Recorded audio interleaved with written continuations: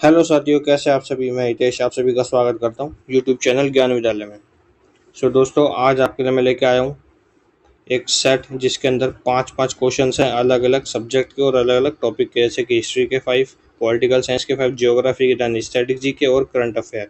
तो चलिए अपनी वीडियो स्टार्ट करते हैं। और दोस्तों, यदि आप हमारे साथ पहली बार जुड़े तो प्लीज़ वीडियो को लाइक करना और वीडियो को शेयर करना और चैनल को सब्सक्राइब करना ना भूलें। तो चलिए अपनी वीडियो के साथ आगे बढ़ते हैं। जैसे कि मैंने आपको बताया, ये टॉपिक कैसा है दोस्तों, हिस्ट्री के टॉप 5, पॉलिटी के टॉप 5, ज्योग्राफी के टॉप 5। और दोस्तों, बिना स्किप के पूरी वीडियो को देखिएगा, क्योंकि कुछ भी पॉसिबिलिटी हो सकती है, कोई भी क्वेश्चन आपके एग्जाम में आ सकता है। और मैंने सारे मोस्ट इंपॉर्टेंट क्वेश्चंस के ऊपर अभी तक जितनी भी वीडियोस बनाई है, आप जाके मेरी प्लेलिस्ट चेक कर सकते हैं। सारे क्वेश्चंस जो हैं वो रिपीटेड हैं, हर किसी एग्जाम में आए हुए हैं। तो चलिए स्टार्ट करते हैं। अब सबसे पहला जो क्वेश्चन है वो है हिस्ट्री का। भारत में सांप्रदायिक निर्वाचन क्षेत्र का जनक किसे कहा जाता है? तो किसको कहा जाता है? मिंटो। ठीक है, आप सभी जानते हैं मार्ले मिंटो रिफॉर्म हुआ था। ठीक है, मार्ले मिंटो रिफॉर्म कब हुआ था दोस्तों? 1909 में हुआ था। ठीक है, इतना आप याद रखें। और खिलाफत आंदोलन भी इसी वर्ष हुआ था। ठीक है, और आप सभी जानते हैं माउंटबेटन। ठीक है, माउंटबेटन प्लान आया था 1948 में। ठीक है, तो ये सब आपको याद होना चाहिए। और आप जितना ज़्यादा हर किसी क्वेश्चंस की डिटेल्स को फॉलो करेंगे दोस्तों, तो आपकी तैयारी जो है बेस्ट हो जाएगी। तो चलिए आगे चलते हैं। Option number A will be our right answer. Krishna Dev Rai किस राजवंश के शासक थे? तो कृष्ण देव राय किस वंश के शासक थे? टुलु वंश के। और इनकी एक बहुत ही फेमस बुक है, ठीक है, जो कि क्वेश्चन में हर किसी एग्जाम में ज़्यादातर पूछी गई है, तो वो भी आपको पता होनी चाहिए। अमुक्त माल्याद। ठीक है, तो अमुक्त माल्याद या अमुक्त माल्याद किसने लिखी है? तो किसने लिखी है वो? कृष्ण देव राय जी ने लिखी है। Option number C will be our right answer. असहयोग आंदोलन तथा खिलाफत आंदोलन कब आरंभ हुआ था? तो कब हुआ था दोस्तों? 1920 में हुआ था। ठीक है, और यदि आपसे पूछ ले जो नॉन कॉरपोरेशन मूवमेंट है ये कब समाप्त हुआ था? तो ये समाप्त हुआ था 1922 में, एंड हुआ था इसका, और 1920 में स्टार्ट हुआ था। इतना आप याद रखेंगे। भारत में सिजदा प्रथा की शुरुआत किसके द्वारा की गई थी? तो दोस्तों, मैं आपको बताता हूँ, जब दिल्ली सल्तनत पीरियड चल रहा था तो बलबन, ठीक है, जिसका नाम आप पूरा क्या बोलते हैं, गयासुद्दीन बलबन, इसने स्टार्ट की थी। दो प्रैक्टिस बोल सकते हैं या प्रथा बोल सकते हैं या प्रणाली बोल सकते हैं। ठीक है, एक होती थी उस समय में सिजदा और एक होती थी पैबोस। ठीक है, तो सिजदा और पैबोस में क्या अंतर है? पैबोस मतलब पैर छूकर किसी को प्रणाम करना, और सिजदा मतलब सर झुका के किसी को सलाम करना या अदा करना। तो इसी को बोलते हैं सिजदा और पैबोस। तो क्वेश्चन आता है सिजदा और पैबोस की प्रथा चलाने वाले शासक का नाम बताइए। तो क्या है उसका नाम? गयासुद्दीन बलबन। तो इतना आप याद रखेंगे। और बलबन ने क्या अपनाया था? लौह व रक्त की नीति अपनाई थी। ठीक है, ये क्वेश्चन भी पूछता है कि वह एकमात्र सुल्तान कौन है जिसने लौह व रक्त की नीति अपनाई थी? तो किसने अपनाई थी? गयासुद्दीन बलबन ने। तो option number A will be our right answer. तो इतना आप याद रखेंगे। अब नीचे ऐसे दे रखा है रजिया सुल्तान। रजिया सुल्तान कौन थी? इतिहास की आज तक की समकालीन मात्र एक, ना इसके बाद हुई ना अभी तक हुई, तो एक प्रथम और आखिरी अंतिम शासिका कौन थी? रजिया सुल्तान। ठीक है, इसका टाइम पीरियड पूछ ले आपसे तो 1236 से 1240। ठीक है, और 1240 के लगभग इसकी मृत्यु हो गई थी। कहाँ पे हो गई थी? कैथल, जो कि कहाँ पड़ता है? हरियाणा में पड़ता है।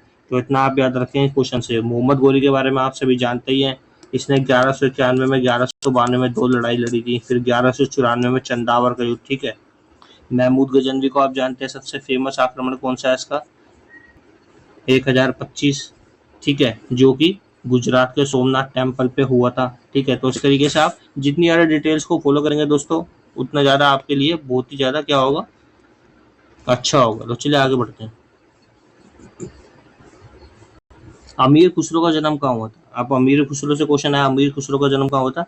पटियाली। ठीक है, तो ये पटियाली होगा यहाँ पे। ठीक है, पटियाली कहाँ पड़ता है दोस्तों? एटा। एटा कहाँ पड़ता है? यूपी। यदि आपको क्वेश्चन में लिखा मिले कि अमीर खुसरो का जन्म हुआ था, ऑप्शन दे रखे होंगे, पटियाली की जगह एटा लिखा होगा, तो आप एटा पे राइट करके आएंगे। क्यों? क्योंकि एटा क्या है, आज के तौर में यानी कि एट द प्रेजेंट टाइम जो पटियाली था उसे एटा के नाम से जाना जाता है, जो कि उत्तर प्रदेश राज्य में पड़ता है। ठीक है, इतना आप याद रखेंगे।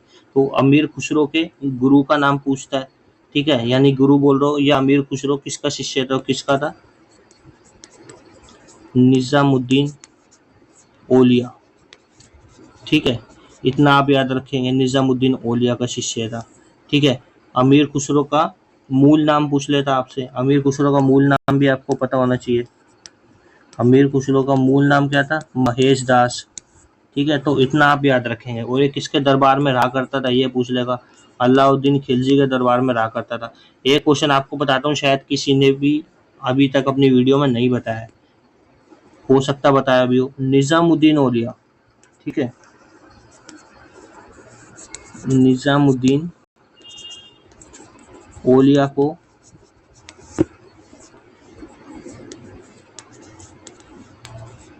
महबूबा ए इलाही, महबूबा ए इलाही नाम से भी जाना जाता है। तो इतना आप याद रखें, ये बहुत ही इंपॉर्टेंट है दोस्तों। आज तक वैसे पूछा नहीं गया है, यदि कभी पूछ ले एग्जाम में तो आप इसको याद रखिएगा कि महबूबा ए इलाही से किसको जाना जाता है, तो निजामुद्दीन औलिया। ठीक है, तो आगे बढ़ते हैं। Option number C will be our right answer. अब टॉप 5 पॉलिटिक है। ठीक है, 86वें संविधान संशोधन के माध्यम से कौन सा मौलिक कर्तव्य जोड़ा गया था? तो कौन सा जोड़ा गया था दोस्तों? 11वां। और 11वें के अंदर क्या है? 6 वर्ष से लेकर 14 वर्ष के सभी बच्चों के लिए निःशुल्क शिक्षा का प्रावधान है। और ये कब जोड़ा गया था? 86वां कॉन्स्टिट्यूशनल अमेंडमेंट, जो कि कब हुआ था? 2001 में हुआ था। तो इतना आप याद रखेंगे इस क्वेश्चन से। तो चलिए आगे बढ़ते हैं। Option number B will be our right answer. भारत की देशी रियासतों के विलय में किन दो व्यक्तियों ने महत्वपूर्ण भूमिका निभाई थी? तो किस किसने निभाई थी दोस्तों? हमारे वल्लभ भाई पटेल जी, सरदार वल्लभ भाई पटेल और वीपी मेनन। और आप सभी जानते हैं सरदार पटेल जी को क्या बोला जाता है? Iron man of India. ठीक है, या फिर आप लौह पुरुष भी बोल सकते हैं हिंदी में। ठीक है, और क्या बोल सकते हैं? भारत का बिस्मार्क। ठीक है, तो इस तरीके से आप जितने भी टाइटल्स याद कर सकते हैं। तो चलिए आगे बढ़ते हैं। Option number B will be our right answer. संविधान का कौन सा भाग नागरिकता से संबंधित? तो नागरिकता से संबंधित कौन सा है? Part second. पार्ट थर्ड किससे है? फंडामेंटल राइट, जो कि कहाँ से अडॉप्टेड है? यूएसए के संविधान से। भाग 4 में क्या है? भाग 4 में क्या है? डीपीएसपी। ठीक है, डीपीएसपी हमने कहाँ से लिए हैं?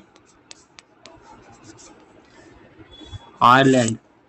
ठीक है, और फोर्थ ए में क्या है? फंडामेंटल ड्यूटीज, जो कि कहाँ से लिए? रशिया से लिए। तो इतना आप याद रखेंगे इस क्वेश्चन के माध्यम से। तो पार्ट फर्स्ट किससे रिलेटेड हो जाएगा दोस्तों? प्रीमेबल। पार्ट सेकंड किससे हो जाएगा? सिटीजनशिप। और थर्ड फंडामेंटल राइट्स, जो कि अडॉप्टेड है यूएसए से। और डीपीएसपी पार्ट फोर्थ। ठीक है, और पार्ट फोर्थ ए किससे हो जाएगा? Fundamental duties. ठीक है, तो इतना आप याद रखेंगे क्वेश्चन से। तो चलिए आगे बढ़ते हैं। ये आपका राइट आंसर हो जाएगा। नीति आयोग के अध्यक्ष कौन होते हैं? तो नीति आयोग के अध्यक्ष कौन होते हैं दोस्तों? प्रधानमंत्री होते हैं। अब नीति आयोग से पहले क्या बना हुआ था? नीति आयोग को रिफॉर्मेशन यानी कि इसका नाम चेंज किया गया है, रिफॉर्म किया गया है। तो इससे पहले इसका नाम क्या था? योजना आयोग। ठीक है, तो ये आपको याद होना चाहिए। इसका नाम पहले क्या था? योजना आयोग। ठीक है, जो कि कब बना था? मार्च 1950 में बना था। तो ये आपको याद होना चाहिए।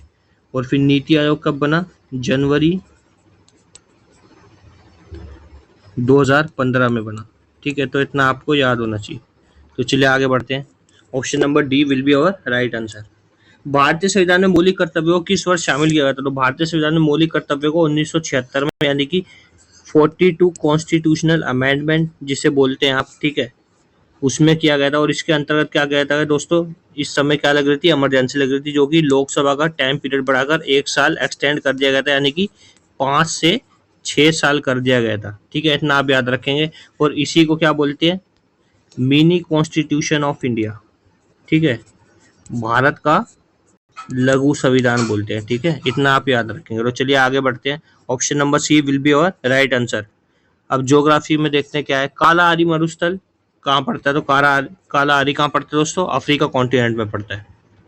तो option number C will be our right answer.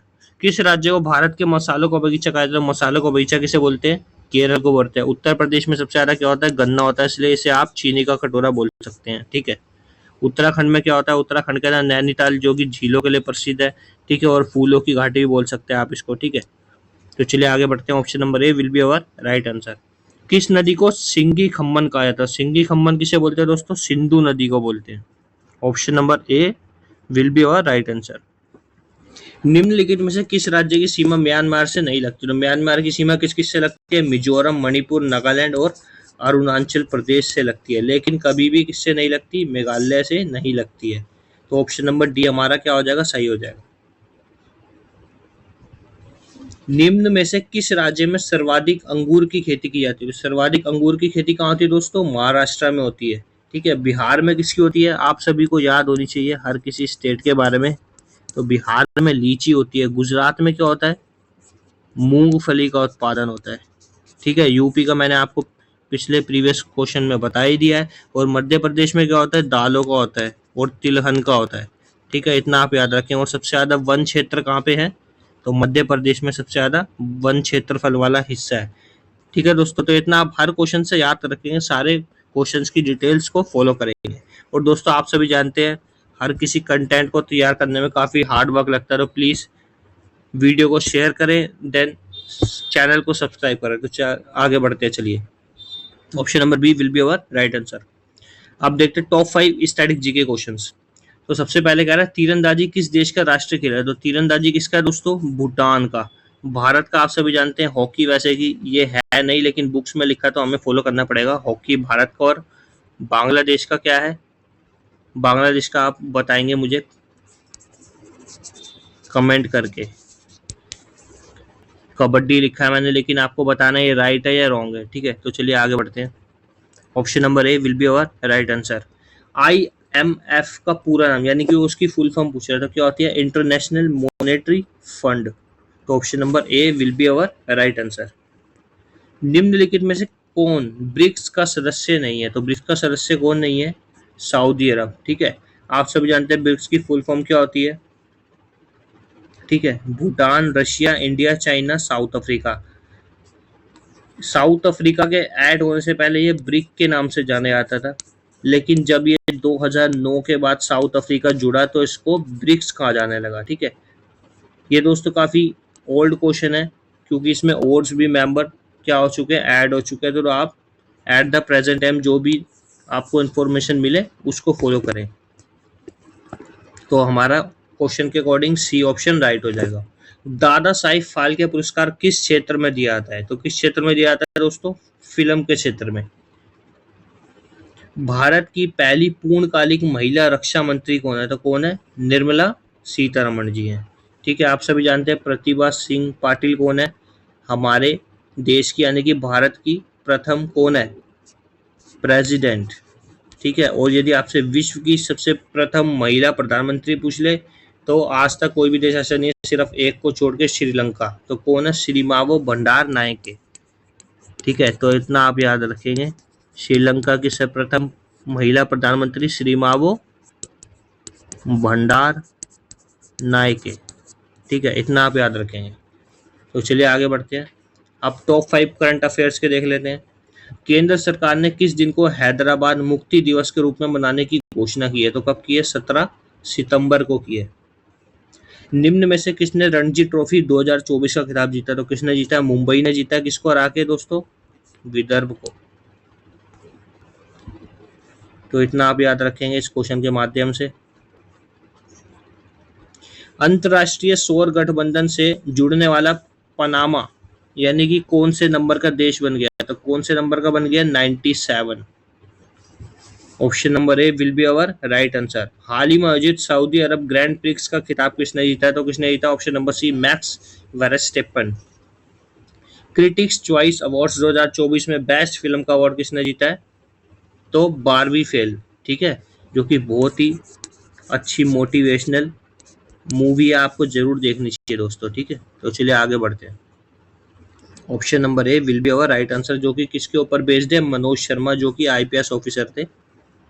इसी के साथ दोस्तों हमारी वीडियो खत्म होती है। यदि आपको अच्छी लगे तो please like share and subscribe करना ना भूलें। Thanks for watching my video.